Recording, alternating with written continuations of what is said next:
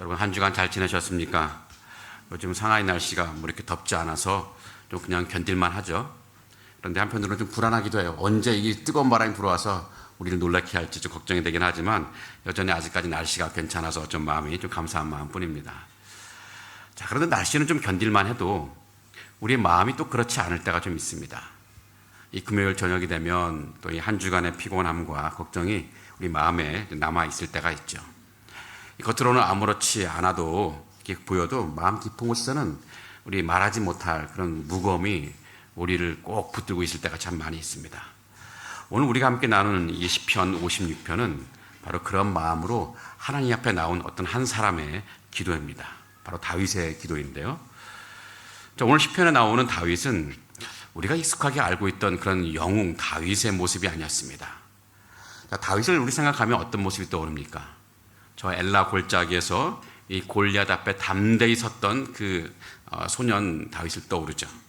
물맷돌 하나로 그 거인을 쓰러뜨렸던 그 용감한 믿음의 사람을 생각하는데, 사실 오늘 시편 56편에 나오는 다윗은 전혀 다른 모습입니다.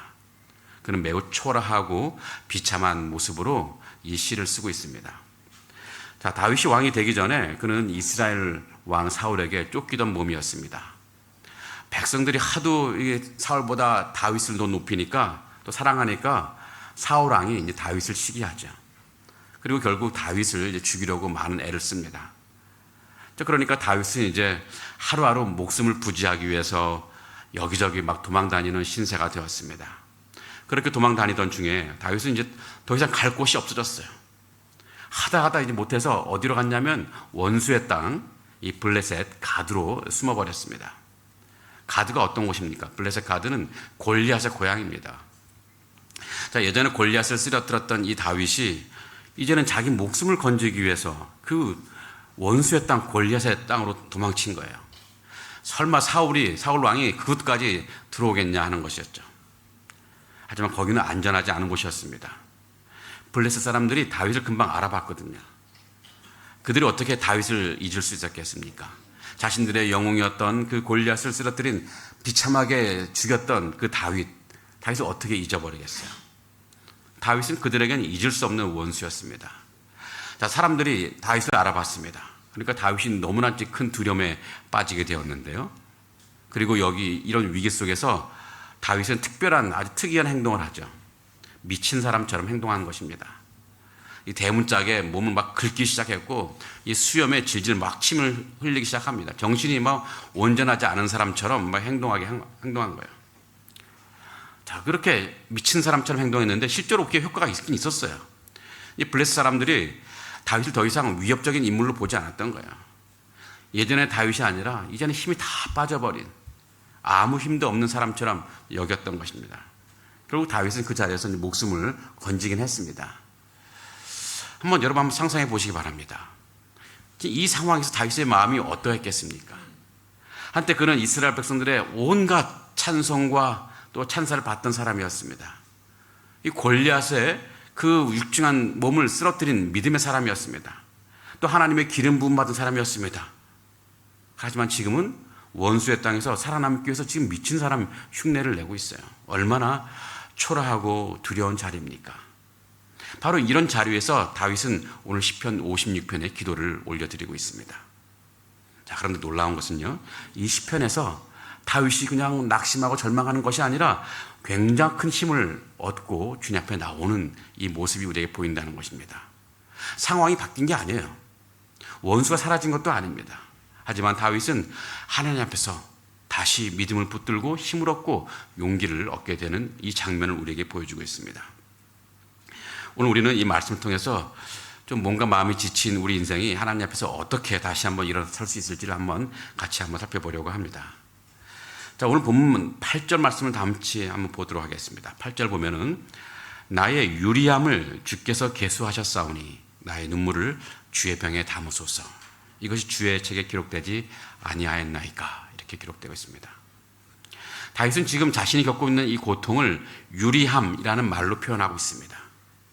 여기서 유리함이라고 하는 것은 정처 없이 떠도는 삶을 말하는 건데요, 한 곳에 머물지 못하고 마음 놓고 쉴 자리 없이 이리저리 쫓겨다니는 그런 삶이었습니다. 지금 다윗의 현실이 그러한 거죠.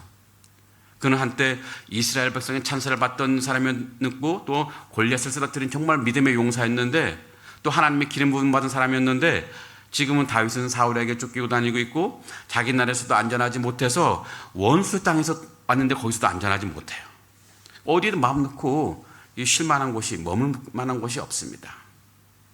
그래서 다윗은 하나님께 어떻게 고백했냐면 나의 유리함을 주께서 계수하셨습니다. 이 말은 무슨 뜻이냐면 하나님, 제가 지금 걸어온 이 고단한 길을 주님은 너무나 잘 알고 계십니다. 제가 어디를 떠돌고 있었는지, 어디서 두려워했는지, 어디서 무너졌는지 주님은 너무나 잘 알고 계십니다 라는 뜻이죠. 성도 여러분, 하나님이 지금 다윗 자신의 이 고단함을 알고 계신다는 것, 그 힘들었던 길을 다 알고 계신다는 것은 이것이 다윗에게는 엄청난 큰 위로였습니다. 사람들은 다윗의 겉모습만 보았죠. 다윗이 잘 나갈 때는 골리앗을 쓰러뜨린 영웅의 모습만 보았을 것입니다. 하지만 지금처럼 다윗이 쫓기고 무너졌을 때는 그냥 초라한 도망자의 모습만 보았을 거예요.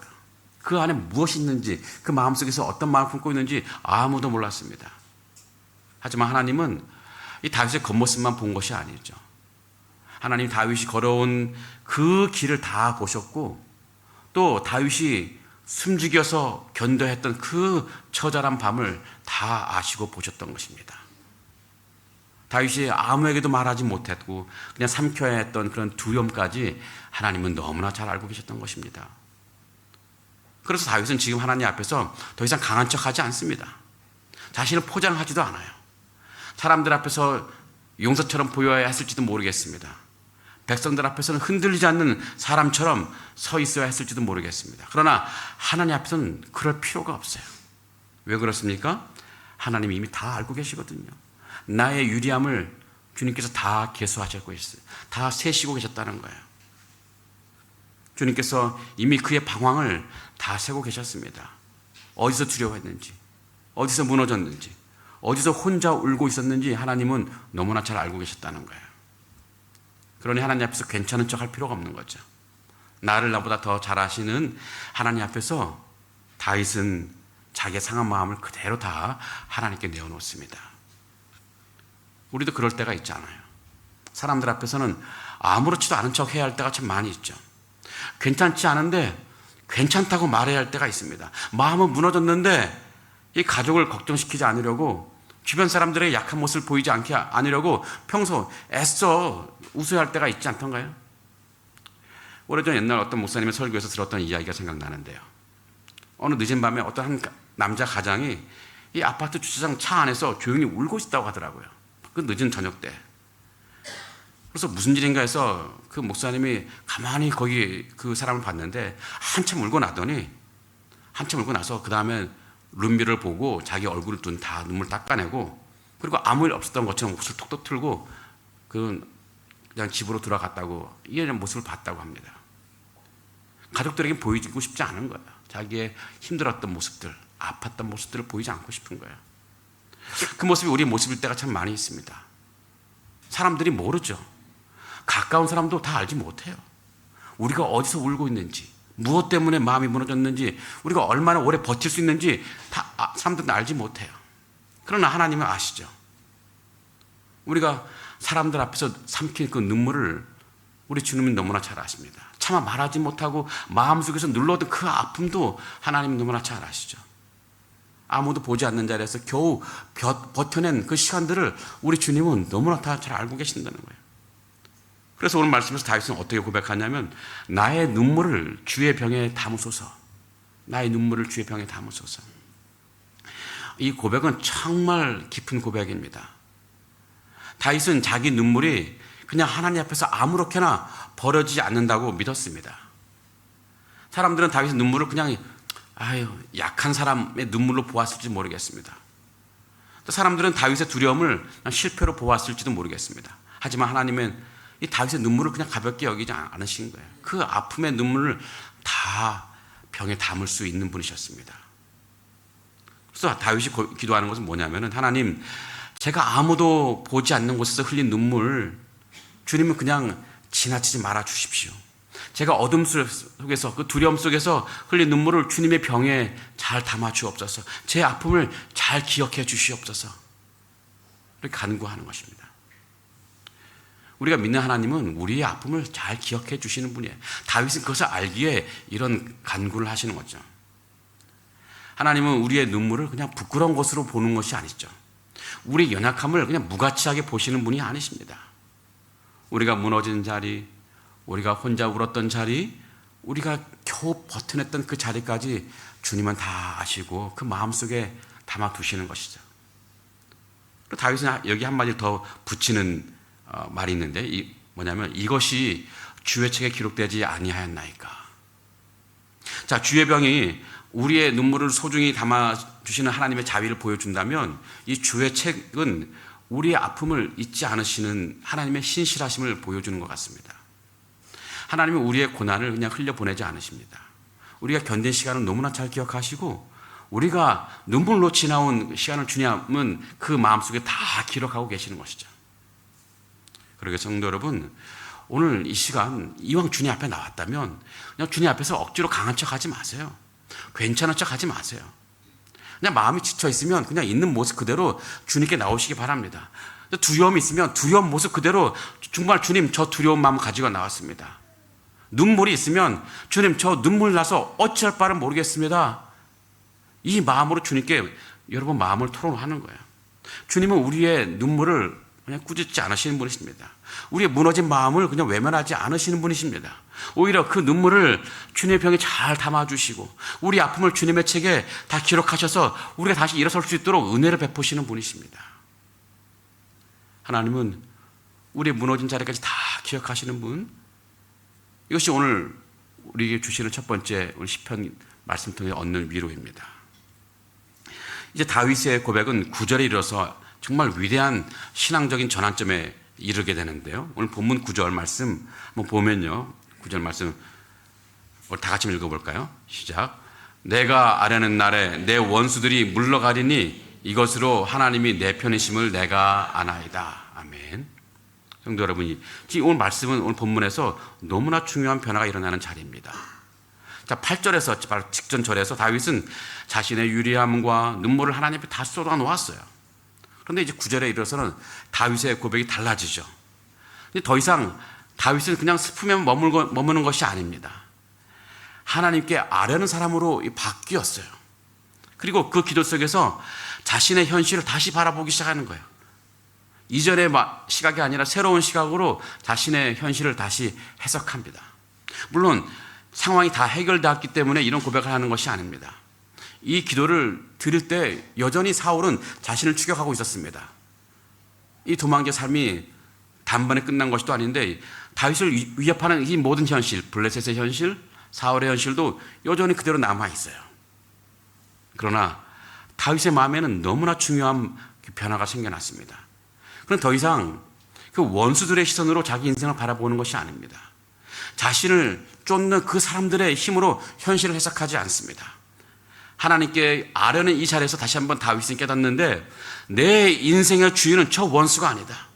내 인생의 주인은 저 두려움이 아니다. 내 인생의 주인은 하나님이시다 라는 마음을 깨닫게 된 것입니다.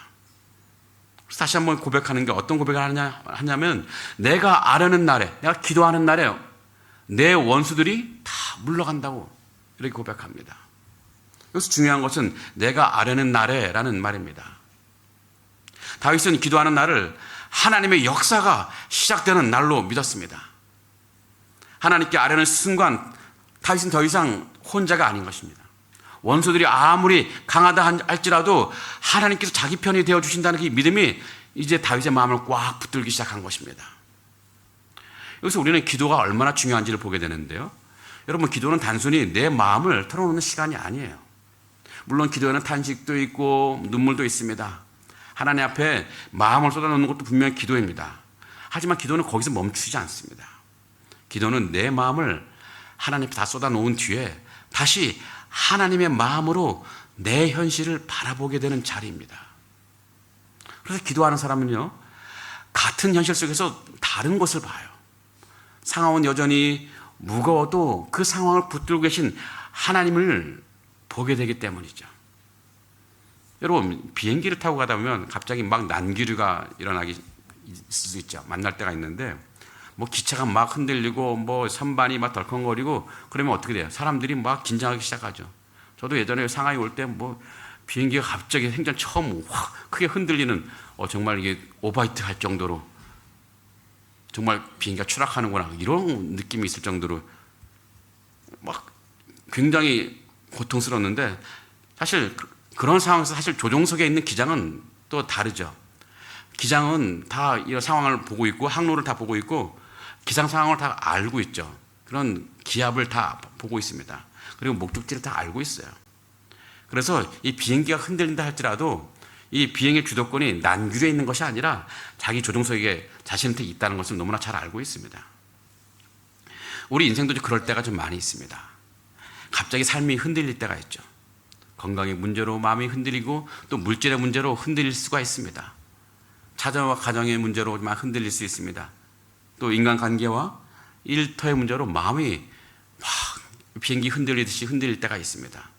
내가 계획하지 않은 일들이, 내가 생각지도 못한 이 질병이 갑자기 찾아와서 내가 통제할 수 없는 이런 상황, 내 삶을 흔들어 놓을 때가 분명히 있습니다.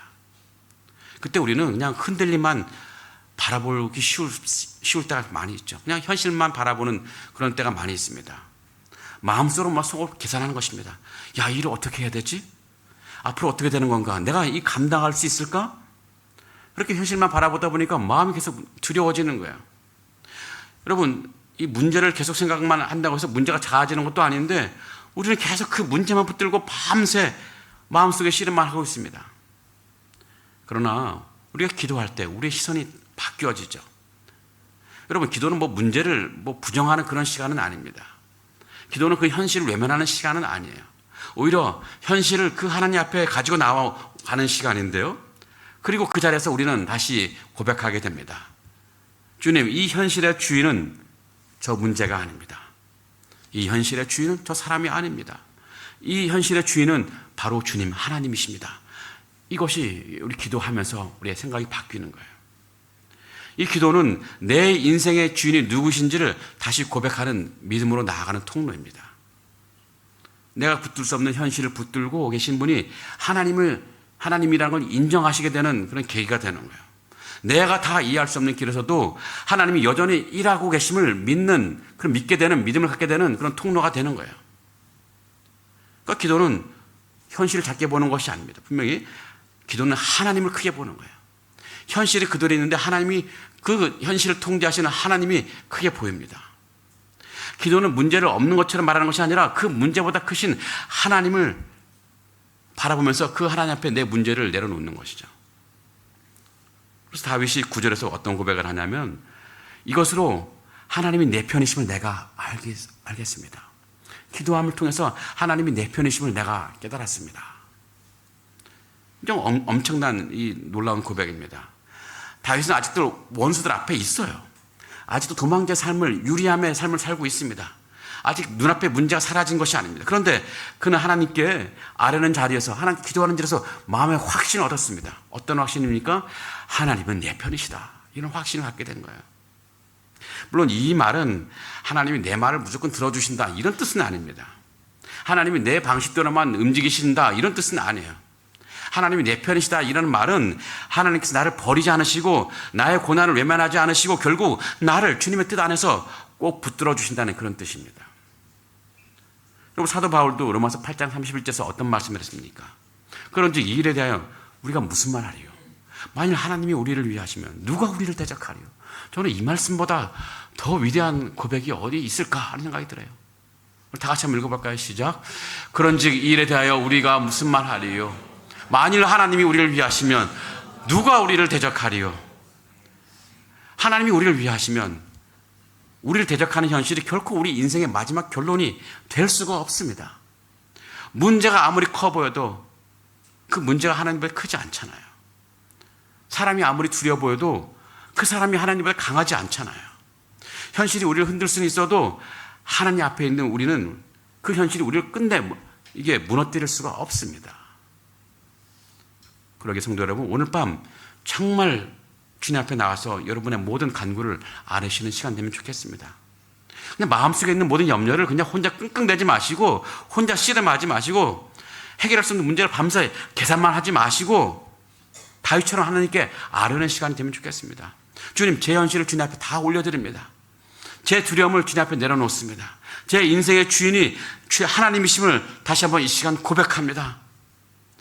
여러분, 우리가 기도할 때 이것을 깨닫게 되는 거예요. 그 확신이 우리 마음속에 생기는 거예요. 내 인생은 내 원수의 손에 있지 않다는 것, 내 인생은 저 두려운 현실에 있지 않다는 것, 내 인생은 하나님 손에 있다는 것을 비로소 기도를 통해서 깨닫게 되는 것입니다. 그러기에 기도는 현실의 주인이 누구신지를 다시 한번 깨닫고 고백하는 이런 시간입니다. 오늘 이 믿음을 가지고 주님 앞에 나와서 여러분의 모든 간구를 깨닫고 다시 한번 주님이 내 삶의 주님을 깨닫는 시간이 되기를 간절히 기원합니다. 자, 이제 10절과 11절에 이르러서 다윗이 고백은 이제 또 다른 국면으로 바뀌는데요. 이제 하나님 말씀을 붙드는 자리로 이어집니다. 자, 10절, 11절 제가 한번 읽어보겠습니다. 내가 하나님을 의지해서 그의 말씀을 찬송하며 여호와를 의지하여 그의 말씀을 찬송하리이다. 내가 하나님을 의지하였은즉 두려워하지 아니하리니 사람이 내게 어찌하리이까? 사람이 과연 내게 뭘 어떻게 하겠습니까? 성도 여러분, 다윗은 지금 이 눈물을 하나님께 다 맡기고 이 기도로 현실의 주인이 하나님이심을 고백했습니다. 지금까지 이제 하나님 말씀을 붙드는 거예요. 여기서 주목해야 될 표현이 있는데 그의 말씀을 찬송한다는 것입니다. 그의 말씀을 찬송하리이다. 다윗은 지금 그저 하나님을 찬송하겠다고 말하지 않고요, 반복해서 그의 말씀을 찬송하겠다고 고백합니다. 지금 이것은 다윗이 지금 무엇을 붙들고 있는지를 우리에게 알려주고 있는 말입니다. 지금 그는 자기 감정을 붙들고 있는 것이 아닙니다. 눈앞의 상황을 붙드는 것도 아니고 사람들의 평가를 붙드는 것도 아닙니다. 그는 하나님의 말씀을 붙들고 있는 거예요. 물론 다윗이 그 현실이 갑자기 좋아진 것도 아니라는 것 다시 한번 말씀드려요. 사울의 추격이 끝난 것도 아니고 도망자 삶의 그런 현실이 정리된 것도 아닙니다. 여전히 현실은 두렵습니다. 앞길은 불확실한데 또 다윗은 여러 가지 사람들의 위협 속에 있습니다. 하지만 다윗에게는 무엇이 있습니까? 붙들 말씀이 있어요. 그래서 붙들 말씀이 있어요. 상황은 흔들렸지만 하나님 말씀은 흔들리지 않았습니다. 사람들의 시선은 막 바뀌지만 하나님의 약속은 변하지 않습니다. 현실은 다윗을 두렵게 하지만 하나님의 말씀은 다윗을 다시 한번 일으켜 세워주시는 거예요. 그래서 11절에 다시 어떤 고백을 하냐면 내가 하나님을 의지하였은즉 두려워하지 않겠습니다. 이 말은 다윗의 두려움이 없다는 말이 아니에요. 사실 이 앞에 그 3절에서 다윗이 어떤 고백을 하느냐 하면은 내가 두려워하는 데는 내가 주를 의지하리다. 사실 다윗도 두려워요. 불안해요. 흔들렸습니다. 하지만 중요한 것은 다윗이 그 두려움에게 자기 인생의 주도권을 넘겨주지 않았다는 거예요. 두려움이 막 찾아왔지만 그 두려움이 다윗을 다스리지 못하는 거예요. 왜냐하면 다윗이 하나님 말씀을 꽉 붙잡고 있었기 때문에요. 성도 여러분, 믿음은 두려움이 전혀 없는 상태가 아닙니다.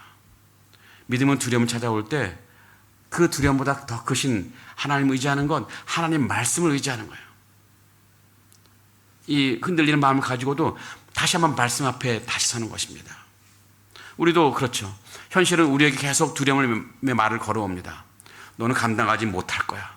너 이 문제 해결 안 돼.